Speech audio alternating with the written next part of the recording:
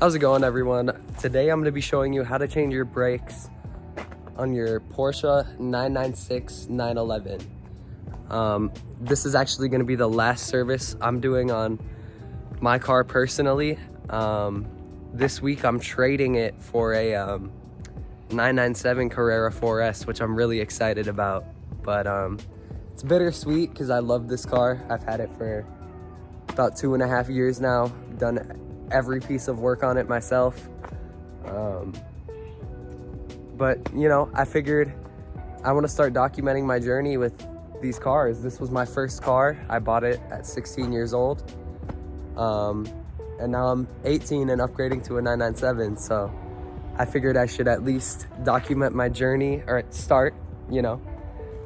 So today I'm going to be showing you the brake job on this car. I'm already a little dirty because I did one side of the brakes before I decided to start doing this video, but hey, here we are. So let's get into it.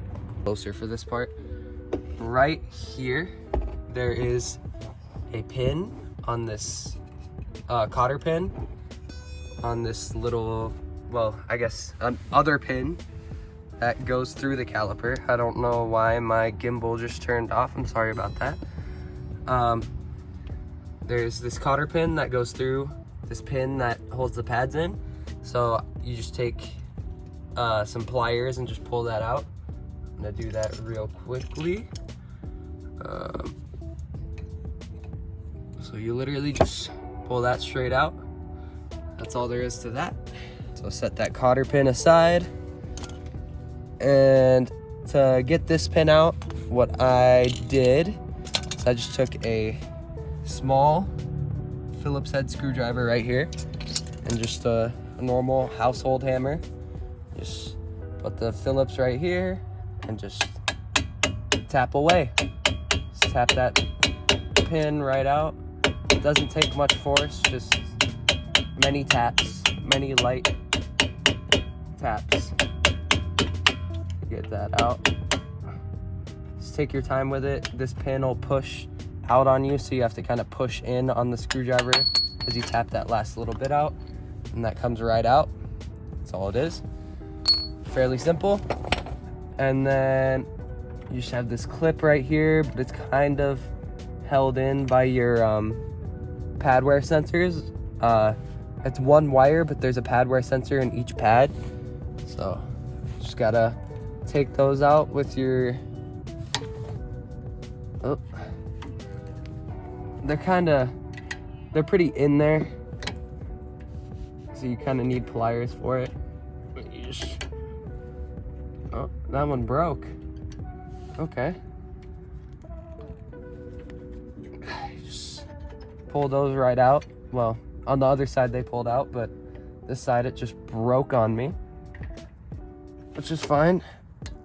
You can't reuse these anyways. There we go.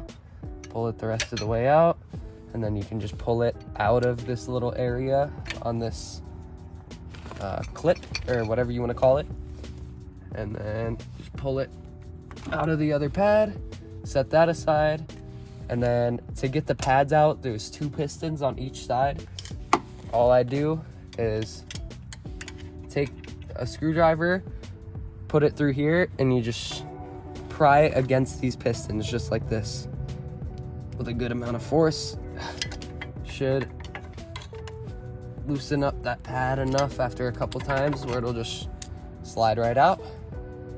Not too bad. Same thing on this side. Push, push, push.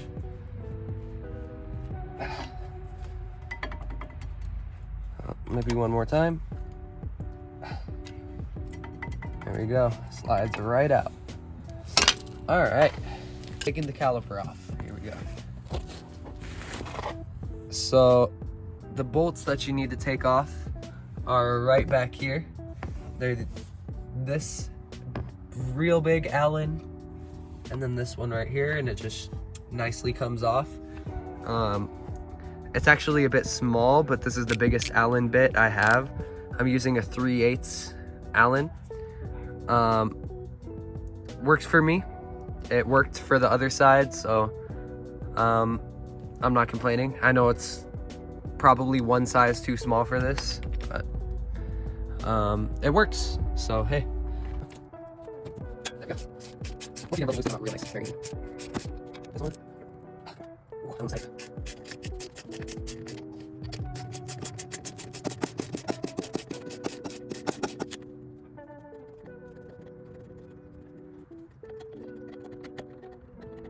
There's one bolt out.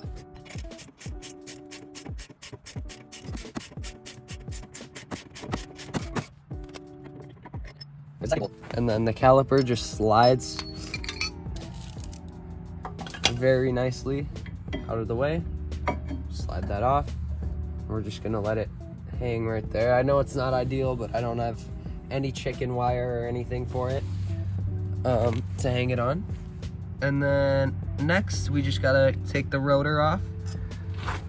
There are 2 Phillips head screws. I don't know if these are OEM. I would assume Porsche wouldn't use Phillips heads OEM, so this may be different on your car.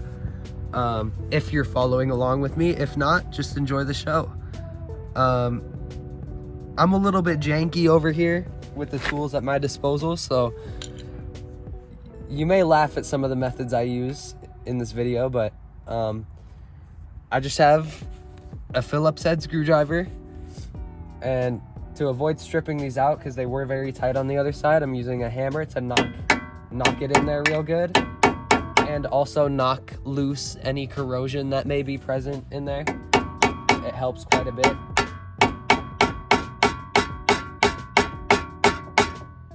All right, and then rather than just twisting it with my hand, that always seems to strip it because, you know, you don't get a perfect circular motion, if that makes sense. I take a pair of vice grips, open them to about the second most open setting, and I put them on the handle of the screwdriver and push with my opposite hand on the back of the screwdriver while I twist it loose with the vice grips. It's almost as if you actually have the proper ratchet bit to do this, but you know, I don't, so this is what I make do with. And it breaks it loose nice and easy, just like that. It works almost every time for me. Most of you probably have the proper tool for this, but you know, you got to be a little bit creative sometimes when you're working in your driveway, and that's what I'm doing today. So I'm just gonna repeat that process on the second screw right here. I'm gonna go ahead and tap that hammer, get rid of any corrosion knock loose any corrosion that may be present in those threads. And then again, grab the vice grips, just like this on the screwdriver, push, and slowly twist and break it loose, just like that. Ta-da! Okay, now we're just gonna knock that rotor loose. I have brand new rotors, so I'm just gonna hit this part, but if you don't have new rotors, you can hit right here to knock it loose to avoid damaging your rotor. But you know, me, I'm gonna do the fun way, you know, put a couple dents in these rotors before I throw them out. Okay, now let's knock this rotor loose.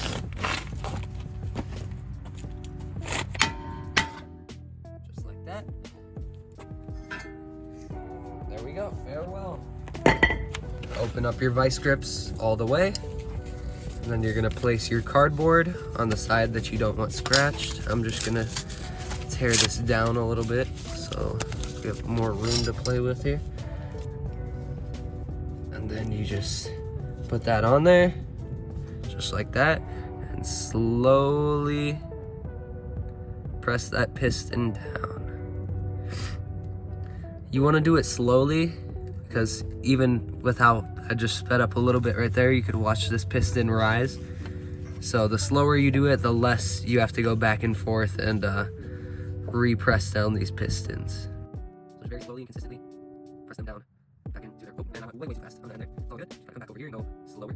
Slow. Fully retracted. This one popped up a little bit, so we're just gonna retract that all the way. And this one popped up a bit too. And we're good on the bottom ones. Now we're just gonna apply the same method to the top with the cardboard on the outside of the rotor that you don't want scratched. This is actually the back, sorry, the outside of the caliper that you don't want scratched. This is actually the inside of the caliper, so it doesn't matter if you scratch it for aesthetic purposes, but I'm still going to do cardboard anyway, because that microphone will work. Material to grip onto, in my experience. Here we go, just like that. Slowly press the pads all the way back. We can go slower, so this will pop up a little bit. It's kind of a game of cat and mouse with these, with the calipers that have 4 and more distance. It's a little tedious to get them all pushed in all the way, but at least they don't take a ton of force like single piston calipers on mobile cars. Those can be excruciating. The amount of force you have to apply to them. Alright, I think we're good. Everything looks flush. Alright, now I'm gonna go grab the new rotor. Alright, so we're just gonna line up all the holes, get that lined up, and toss these screws back in here, just like so.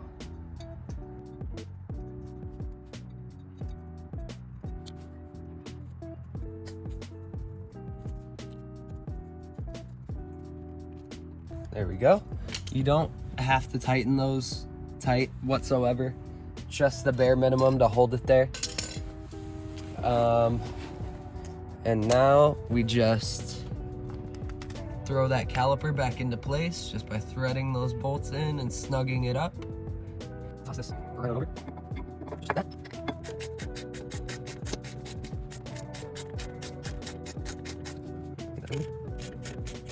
Got them all tightened up. The caliper's on there nice and tight, nice and snug where it should be. Now let's get the pads and everything else back in. So all we're gonna do, slide this pad in right there. And then the other one goes right here on the opposite side. Oops. There we go. Oh, I almost forgot. We need a new pad wear sensor too. All right, see if I can show you here. For the pad wear sensor, it wraps back around here. You just have to take this clip off. It's just there to cable manage to make it look nice. But to actually get it off, it's this bottom one right here. And you just open this clip like this. And then it just unplugs right there. That's it. No clip to push on or anything. It just unplugs straight from there.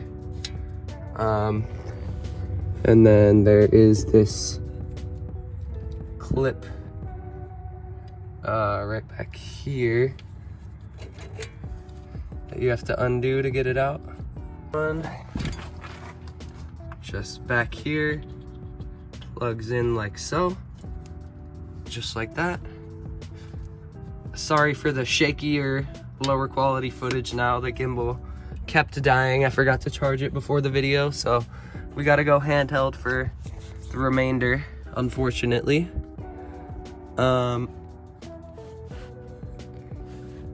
Okay, and then we'll take this clip off of the old one. Just like that. And then this just pops on to this steel brake line, just like that. And then the sensor clips in to this in there, goes in like that and clips in. We'll clip in the first part of the sensor. It goes in to the first pad. Take our clip right here. It goes in like this. This part faces downward because there we go. So everything sits in there like that. First one goes here, and then it comes down, clips into here, and goes just like that. All right, there you have the brake sensor and the clip. So we have to tap it in from the back side, in just like this, and then you have to push this all down when you tap it in so the pin goes in front of it. Really sorry for the drop in quality, but we're running out of time here to keep stopping to go recharge the gimbal. So you gotta really push down on this with a lot of force while you tap that in. It's a little difficult, but once you get the pin over it, you don't really have to push on it anymore. It just kind of slides right through. Just like that. Okay. So this is what everything should look like, all finished up. Don't forget your little cotter pin. So just like that. And then you just push it in. Oh. And that. I just wanted to add a couple things. First of all, you just repeat that process for every corner of the car. It's exactly the same. And I'm sorry if my voice sounds a little weird. I'm kind of getting over the flu as I made this video. But nonetheless, I wanted to thank you for watching, and I hope it helped if you're looking to tackle this job yourself.